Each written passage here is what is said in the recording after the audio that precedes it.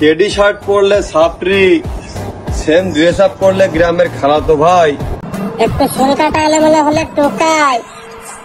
ভাই তোমাদের মতো এত স্মার্ট হ্যান্ডসাম ছেলে পেলে থাকতে শাহরুখ খান সালমান খান নায়ক হয় কিভাবে? যে দেশে টিকটক করে নিজেকে হিরো দাবি করো, সে দেশে শাহরুখ খান আর সালমান খানকে কিভাবে নায়ক ভাবি? আবারও শুরু হয়েছে টিকটকে অষ্টম বিশ্বযুদ্ধ। আজ সবাই বুঝবো, আজ একটা বিরাট ফাটাফাটি হইব। না কাকা, আর কোনো ফাটাফাটি হইব না। কেন? কারণ এলন আপনারাই দেখেন। তো খুশির সংবাদ এইটা, আমি অ্যাকাউন্টটা এই মুহূর্তে বয়কট করলাম। এটা হতে চলেছে আমার টিকটকের লাস্ট ভিডিও। তো এইটাই সেই কারণ কাবির ফয়সাল ভাই টিকটকে আর কোনো ভিডিও দিবে না। তো চলেন ফয়সাল ভাই আর কি কি বলছে একটু শুনে আসি। ভাই তুই তোর কাজ কর না, তুই অন্যের কাজ কেন দেখতে যাবি? এ খারাপের টুকায়ে বসতি, তুমি কি কাকরাইল মসজিদের ইমাম নাকি ভাই? এই কথার রিপ্লাই মনির ভাই কি দিছে, লন একটু দেখে আসি। জ্ঞান দেন, এটা অনেক ভালো কথা, কিন্তু শুনলাম গত রাতে নাকি আপনার রুমে চোর ধরা পড়ছে। মনির ভাই এমন রিপ্লাই দিয়ে আমার মতে বিষয়টা একটু এক্সেস হয়ে গেছে। সঠিক বলেছেন। তো লন দেখি এরপরে আবার কি হয়েছে। আমার 700 গজের ভিতরে ঢোকার আগে সালাম দিয়ে ঢোকে, তারা দেখি আমার মিন করে ভিডিও বানায়। তো ব্যাপারটা খুব সেন্টিমেন্টাল লাগছে। যা হয়েছে বা যা হচ্ছে তাতে আমি এতটুকু বুঝলাম যে বিষয়টা অনেক দূর গড়াবে।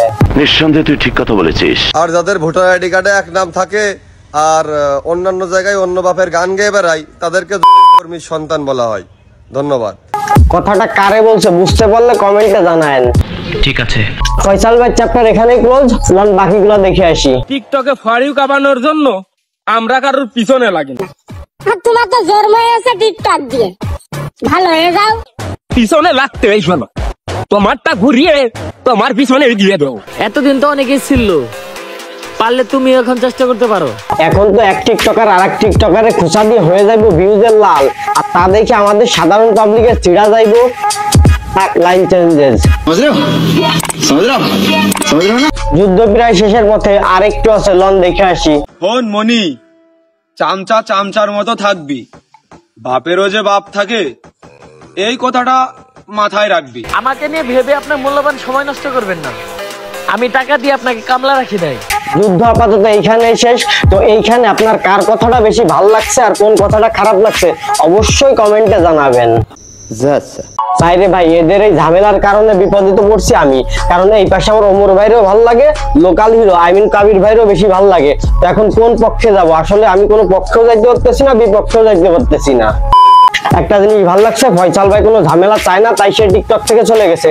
আর এই সাইডে ওমর ভাই কোনো রিপ্লাই ভিডিও দিই নাই।